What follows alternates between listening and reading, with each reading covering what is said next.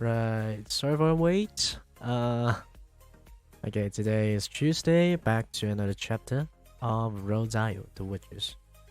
Right, so today this chapter is a bit exciting because some important character has appeared. So, without further ado, let's start today's chapter. Hey. Episode. Okay. I have to say, Chapter 7.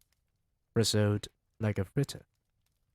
All the women, or rather, the witches, were now sitting motionless in their chairs and staring, as though hypnotized, at somebody who had suddenly appeared on the platform.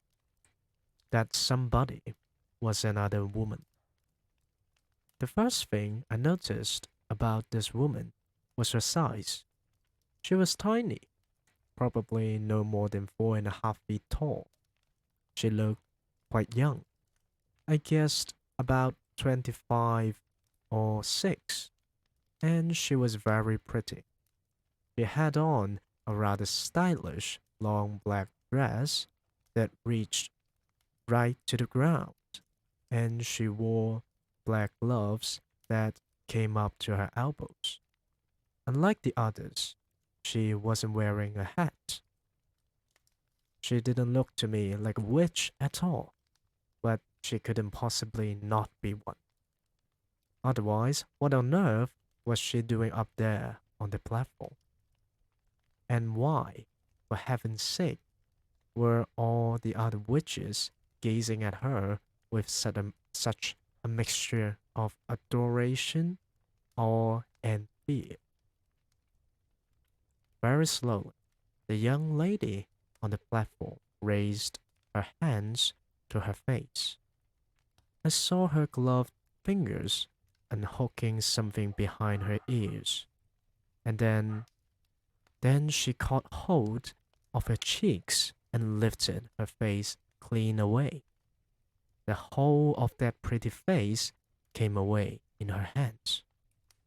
It was a mask. As she took off the mask, she turned sideways and placed it carefully upon a small table nearby. And when she turned round again and faced us, I very nearly screamed out loud. That face of hers was the most frightful and frightening thing I've ever seen. Just looking at it gave me the shakes all over. It was so crumpled and wizened, so shrunken and shriveled. It looked as though it had been pickled in vinegar. It was a fearsome and ghastly sight. There was something terribly wrong with it, something foul and putrid and decayed. It seemed quite literally to be rotting away at the edges and in the middle of the face. Around the mouth and cheeks, I could see the skin all cankered and worm-eaten, as though maggots were working away in there. There are times when something is so frightful, you become mesmerized by it and can't look away. I was like that now. I was transfixed. I was numbed. I was magnetized by the sheer horror of this woman's features. But there was more to it than that. There was a look of serpent in those eyes of hers as they flashed around the audience. I knew immediately, of course, that this was none other than the Grand High Witch herself. I knew also why she had worn a mask. She could never have moved around in public, let alone book in at a hotel with her real face. Everyone who saw her would have run away screaming. "The doors!" shouted the Grand High Witch in a voice that filled the room and bounced around the walls. "Are they chained and bolted?" "The doors are chained and bolted, your grandness," answered a voice in the audience. The brilliant snake's eyes that were set so deep in that dreadful, rotting, worm-eaten face glared unblinking at the witches who sat facing her. "You may remove your gloves," she shouted. Her voice, I noticed, had that same hard metallic quality as the voice of the witch I had met under the conker tree, only it was far louder and much, much harsher. It rasped, it grated, it snarled, it scraped, it shrinkled, and it growled. Everyone in the room was peeling off her gloves. I was watching the hands of those in the back room. I wanted very much to see what their finger looked like and whether my grandmother had been right. Ah, yes, I could see several of them now. I could see the brown claws curving over the tips of the fingers. They were about 2 inches long, those claws, and sharp at the ends. "You may remove your shoes," barked the Grand High Witch. I heard a sigh of relief going up from all the witches in the room as they kicked off their narrow, high-heeled shoes, and then I got a glimpse under the chairs of several pairs of stockinged feet, square and completely toeless. Revolting they were, as though the toes had been sliced away from the feet with a carving knife. "You may remove your wigs," snarled the Grand High Witch. She had a peculiar way of speaking. There was some sort of a foreign accent there, something harsh and guttural, and she seemed to have trouble pronouncing the letter W. As well as that, she did something funny with the letter R. She would roll it round and round her mouth like a piece of hot pork crackling before spitting it out. Remove your wigs and get some fresh air into your spotty scalps," she shouted. And another sigh of relief arose from the audience as all the hands went up to the hats and all the wigs, with the hats still on them, were lifted away. There now appeared in front of me row upon row of bald female heads, a sea of naked scalps, every one of them red and itchy looking from being rubbed by the linings of the wigs.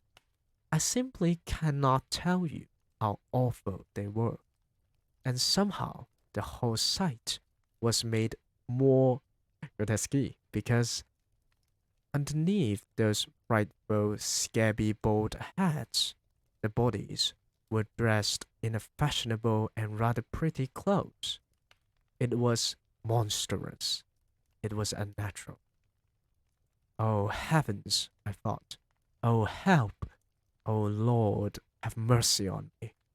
These foul, bald-headed females are child killers, every one of them. And here I am, imprisoned in the same room, and I can't escape. At that point, a new and doubly horrifying thought struck me. My grandmother had said that, with their special nose holes, they could smell out a child on a pitch-black night from right across the other side of the road. Up to now, My grandmother had been right every time. It seemed a certainty, therefore, that one of the witches in the back row was going to sniff me out at any moment, and then the yell of dog droppings would go up all over the room, and I would be cornered like a rat. I knelt on the carpet behind the screen, hardly daring to breathe. Then I suddenly remembered another very important thing my grandmother had told me. The dirtier you are, she had said, the harder it is for a witch to smell you out.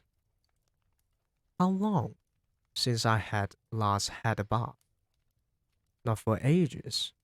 I had my own room in the hotel, and my grandmother never bothered with silly things like that.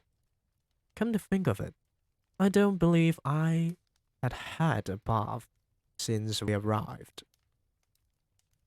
When had I last washed my hands or face?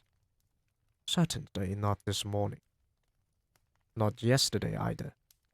I glanced down at my hands. They were covered with smudge and mud, and goodness knows what else besides. So perhaps I had a chance after all. The stink waves couldn't possibly get out through all that dirt. Witches of England, shouted the Grand High Witch. She herself, I noticed, had not taken off either her wig or her gloves or her shoes. Witches of England, she yelled. The audience stirred uneasily and sat up straighter in their chairs. Miserable witches, she yelled. Useless, lazy witches. Feeble, dribbling witches. You are a heap of idle, good-for-nothing worms. A shudder went through the audience. The Grand High Witch was clearly in an ugly mood, and they knew it. I had a feeling that something awful was going to happen soon. I'm having my breakfast this morning, cried the Grand High Witch, and I'm looking out of the window at the beach. And what am I seeing? I'm asking, what am I seeing? I'm seeing a really revolting sight. I'm seeing hundreds. I'm seeing thousands of rotten, repulsive little children playing on the sand. It is putting me right off my food. Why have you not got rid of them? She screamed. Why have you not rubbed all of them all out? These filthy, smelly children. With each word she spoke, flakes of pale blue phlegm shot from her mouth like little bullets. I'm asking you why, she screamed. Nobody answered her question. Children smell, she screamed. They stink out of the world. We do not want these children around here. The bald heads in the audience all nodded vigorously. One child a week is no good to me, the Grand High Witch cried out. Is that the best you can do? We will do better, murmured the audience. We will do much better. Better is no good either, shrieked the Grand High Witch. I demand maximum results. So here are my orders. My orders are that every single child in this country shall be rubbed out, squashed, squivered, and frittered before I come here again in 1 year's time. Do I make myself clear? A great gasp went up from the audience. I saw the witches all looking at one another with deeply troubled expressions, and I heard one witch at the end of the front row saying aloud, "All of them? We can't possibly wipe out all of them." The Grand High Witch whipped round as though someone had stuck a skewer into her bottom. "Who said that?" she snapped. "Who dares to argue with me?" "It was you, was it not?" She pointed a gloved finger as sharp as a needle at the witch who had spoken. "I didn't mean it, your grandness." The witch cried out. "I didn't mean to argue. I was just talking to myself." "You dare argue with me?" screamed the Grand High Witch. "I was just talking to myself," cried the wrenched witch. "I swear it, your grandness." She began to shake with fear. The Grand High Witch took a quick step forward, and when she spoke again, it was in a voice that made my blood run cold. "A stupid witch who unsuspect must burn until her bones are black," she screamed. "No, no," begged the witch in the front row. The Grand High Witch went on. A foolish witch without a brain must sizzled in the fiery flame." "Save me!" cried the wrenched witch in the front row. The Grand High Witch took no notice of her. She spoke again. An idiotic witch like you must roast upon the barbecue." "Forgive me, oh your grandness," cried the miserable culprit. "I didn't mean it."